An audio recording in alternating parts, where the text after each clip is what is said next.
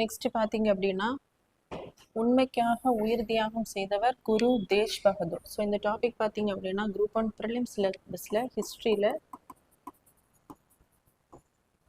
முகல்ஸில் வந்து கவர் ஆகும். ஸோ முகலாய மன்னர் அவுரங்கசீபின் உத்தரவுப்படி சிரசு தேசம் செய்யப்பட்ட 9வது சீக்கிய குரு தான் யார் அப்படின்னா குரு தேஜ் அவர்கள். ஸோ இவருடைய அந்த 350வது ஆண்டு உயிர் தியாக நினைவு தினத்தை ஒட்டி தான் இவருடைய அந்த நாணயம் மற்றும் சிறப்பு அஞ்சல் தலையை வந்து பிரதமர் மோடி அவர்கள் வெளியிட்டிருக்கார். ஸோ இதில் பார்த்தீங்கன்னா சீக்கிய மதத்தை உருவாக்கியவர் வந்து குருநானக் அவர்கள்.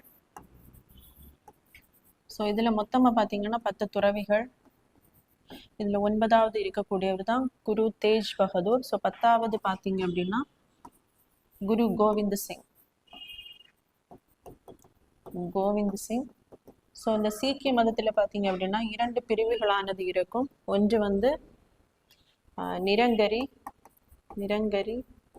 ஸோ இன்னொன்று பார்த்தீங்க அப்படின்னா நம்தாரி. ஸோ நிரங்கரி அப்படிங்கிறது உருவமற்ற கடவுளை வழிபட வேண்டும் அப்படின்னு சொல்லக்கூடிய ஒரு பிரிவு. ஸோ இதனுடைய தலைமை யாருன்னு பார்த்தீங்கன்னா பாபா தயல்தாஸ். ஸோ நம்தாரி அப்படிங்கிறது வந்து அந்த சீக்கிய உடைமைகளை வந்து அணிய வேண்டும்.